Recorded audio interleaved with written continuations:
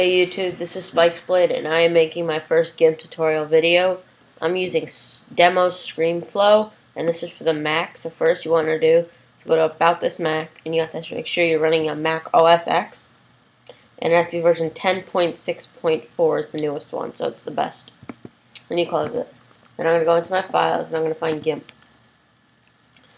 So what happens is you're going to open Gimp and this tutorial will teach you how to make your own very awesome, very cool SIG.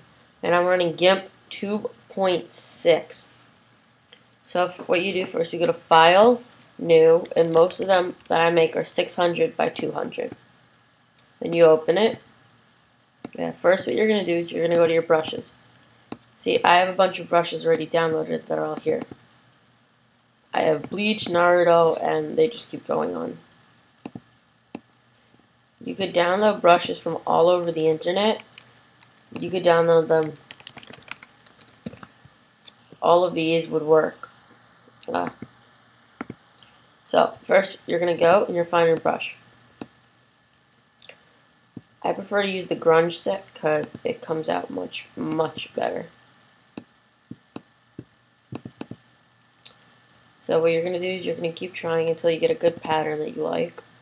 And I prefer to use like size 2.74 or go a bit smaller just so it just fits around the whole thing. There you go. Okay, after you have one, I prefer to add these two together so it looks something like that. Then I'll go to like this. Then I'll go down, I'll make my opacity around 50. And I'll find one of my lighter brushes. And I'll use something like that. And it goes over it. Then what you want to do is you want to switch it to white. This will make it lighter. And you don't want all of it to be light. You only want some of it. Then you switch back. And what you're going to do, you're going to go to Colorize. That's in your color section. And then you could just play around with this until you find a color. I'm going to go with like a light blue.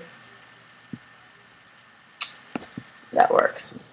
And then you can just keep doing this over and over until you just like the color you find. You go like that. You can make it red, both ways, green. I'll go with this blue, make it dark, make it bright. Yeah, it's good. So once you have that, you're going to go to Planet Renders, and you'll sign in, and there's just loads of renders here. And that's for you to choose, but I already have a render picked out, and that's my renders folder right here.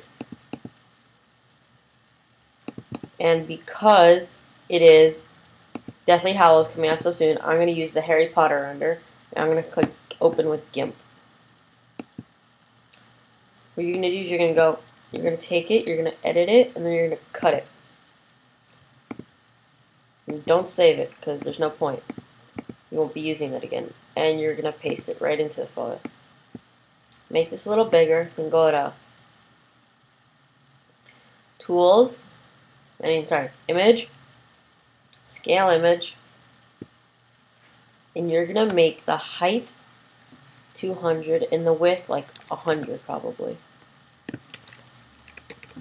Because you want always the height to be as tall. Why won't it go? I'm so sorry for this. My bad.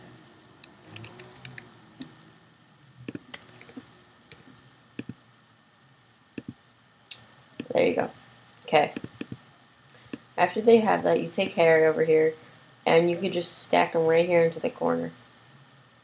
After you do that, so you don't have problems, you're going to go right here, and you're just going to hit Anchor.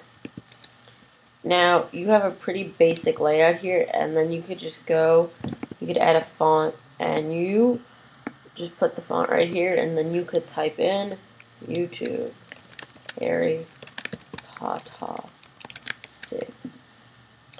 Then you hit Command A.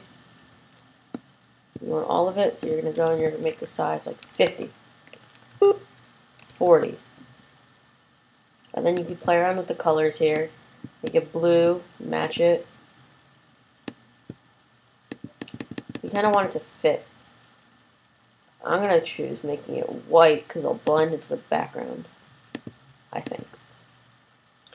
And then you go to your font, and then you just play around with your font. Cowboy.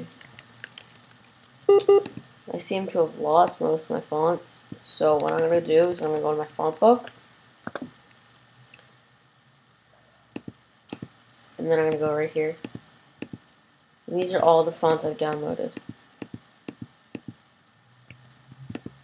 Honestly, I'm going to use Bleeding Cowboy for this. And I have a little beach ball there, it's annoying.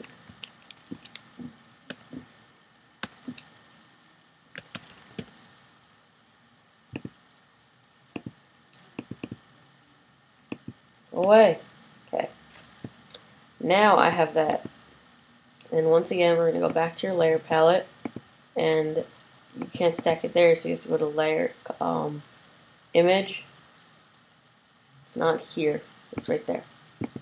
Okay, now you flattened your image. Now you can leave it here, you can go back to your brushes. You could really do whatever you want now because it really won't matter.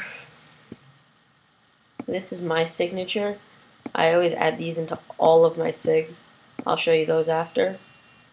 And you put one right here.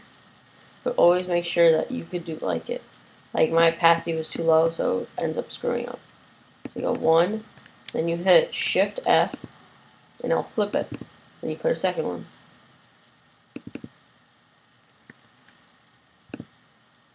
And there you go. You have a Harry Potter signature. And then a file, save as Harry Potter sig.jpg. And I will put it in my desktop. Save it. Export it. I always put the quality up to 100. It just makes it better. Now I'm going to close Gimp. Right here. And I'm going to show you. I'm going to put it right into my Gimp done folder. Oh, well. These are just some of the ones I've done. I'm new to Gimp, but I do lessons all the time, and I just love doing it. I'm 13, and I've been probably doing Gimp for around 3-4 months. And you could really find the SIGs everywhere around the internet, and you could find SIGs everywhere, but then you could just like get the renders anywhere. This is probably one of my favorites because I made this for my friend named Ashley, and her screen name was Love Summon. As you can see, I put a lot of effort into this one, and I'm the top GFXer. But thanks for watching my SIG, and I hope you learned from this.